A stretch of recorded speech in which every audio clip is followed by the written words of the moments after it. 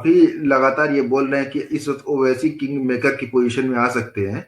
और अभी के जो परिणाम आ रहे हैं जिस तरीके से, और अब वो बार्गेनिंग पावर भी रखते हैं कि वो कुछ कर सकते हैं मुसलमानों के लिए। कह रहे कि इसीलिए हम ओवैसी को वोट कर रहे थे कि वो इस पोजीशन में आए और मुसलमानों के हक में बात उठाए। अच्छा ये बताएं, आरजेडी या सपा या कांग्रेस, जैसा कि राजीव गांधी ने पार्लियामेंट से कानून पास करवा करके शाहबानो मैटर मुसलमानों के हक में फैसला सुनवा दिया था, ठीक, मुसलमानों के हक में कानून बनवा दिया था। अवेसी 5 सीट 10 सीट ला करके तेजस्वी से क्या क्या करवा सकते हैं या नीतीश से क्या क्या करवा सकते हैं?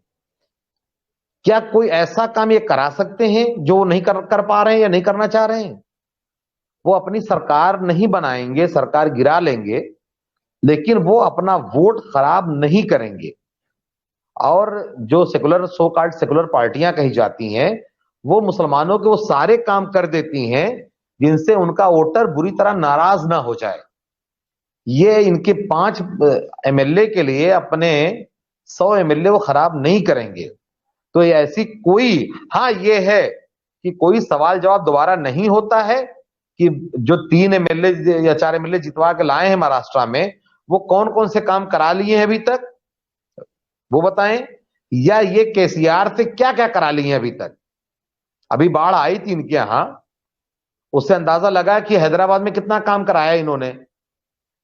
तो एक एक छलावा है जिसका नुकसान बहुत लंबा उठाना पड़ रहा है और उठाना पड़ सकता है। अच्छा सर, ये बताएं कि इसको कैसे आप डील करेंगे। इस वक्त पसमानदा युवा हो या अशराफ युवा हो, सबके दिल में एक मतलब एक बेचैनी है। जो माहौल जो है वो ये देख रहा है कि हिंदुत्व तो बढ़ता जा रहा है, इनकी अपनी पोजीशन कम हो रही है, लिंच कर दिया जाता है।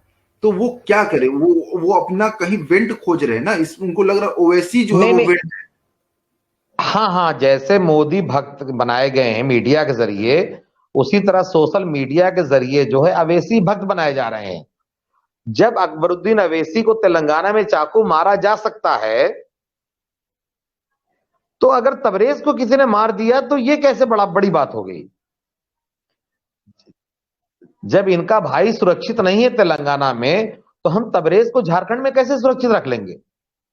इतने दिनों से सरकार बना के, सरकार चला के, सारी गुंडई सब कुछ करके इनका भाई सुरक्षित नहीं रह पाया वहां पे। उसको चाकू लगा तो हैदराबाद में मारा गया, ना कि दिल्ली में।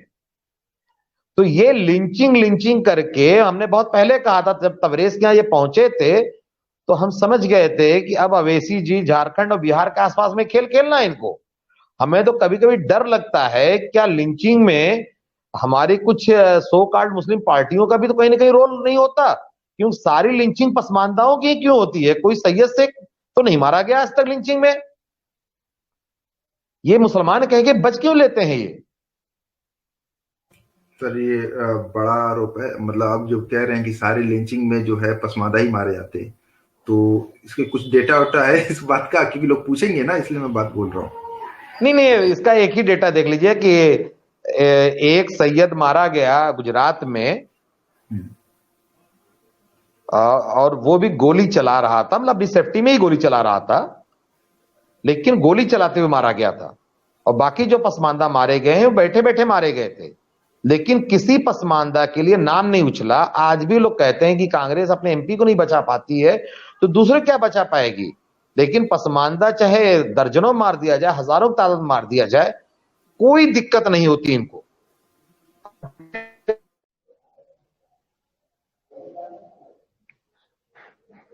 हाँ वकार भाई, आप जी, बोल रहे थे कुछ।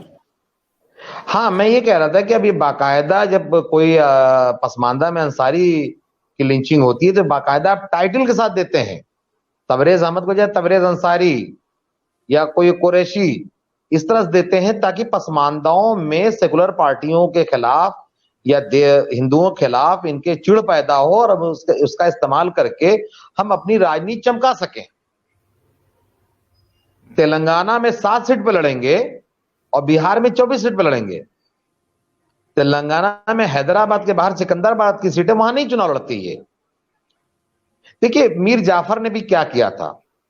मीर जाफर ने सिर्फ इतना ही किया था ना कि नवाब सिराजुद्दौला को हटा करके लॉर्ड क्लाइव की मदद से गद्दी पे बैठ गया था।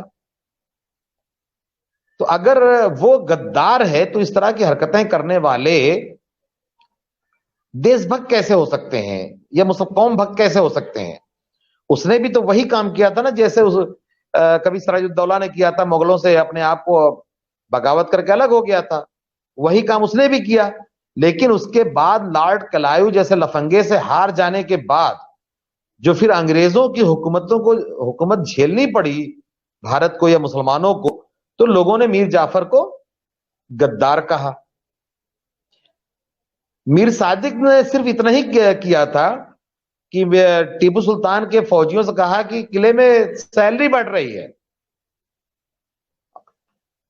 और उसके बाद सारे सिपाही चले गए और हार गए। तो आज मीर सादिक, मीर जाफर जो है गद्दारे कौम, नंगे वतन कहे जाते हैं।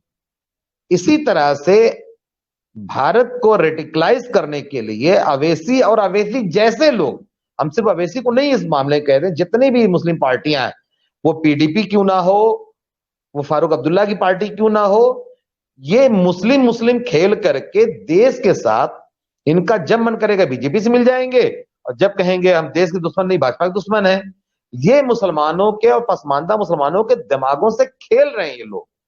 और हमारे अंदर उतनी मैच्योरिटी नहीं है, हम उतना आगे पीछे नहीं देख पाते हैं जैसे मीर जाफर के फौजियों ने नहीं देखा था।